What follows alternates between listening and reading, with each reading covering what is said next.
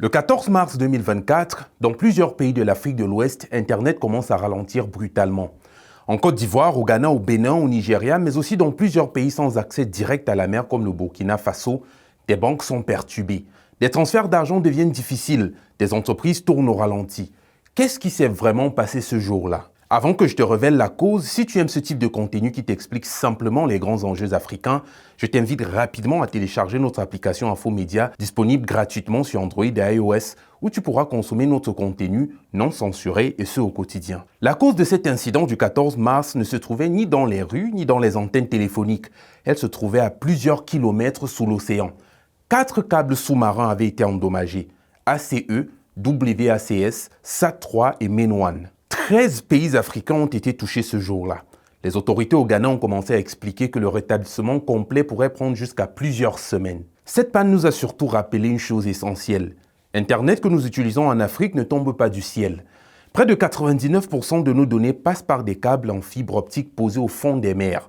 Les appels WhatsApp que nous passons, les vidéos, les transactions bancaires, les services de nos États et les données de nos entreprises dépendent de ces routes invisibles. Un autre pan non raconté de cette histoire, c'est qu'aujourd'hui, les plus grands câbles qui arrivent en Afrique sont pour la plupart détenus et financés, tenez-vous bien, par des puissances extérieures ou par des géants de la Terre. Prenons par exemple le câble Equiano. Il relie le Portugal à l'Afrique du Sud, en passant notamment par le Togo, le Nigeria et la Namibie. Il est entièrement financé, détenu et géré par le géant Google. Google ne vend pas seulement des services numériques aux Africains. Il possède aussi une partie des routes physiques par lesquelles les données des Africains circulent. Autre exemple, le câble To Africa. Avec ses 45 000 km de long, c'est l'un des plus grands projets de câbles sous-marins au monde. Il relie l'Afrique, l'Europe, le Moyen-Orient et l'Asie. Mais ce projet est conduit par un consortium dirigé principalement par Meta, la maison mère de Facebook, Vodacom et quelques autres partenaires.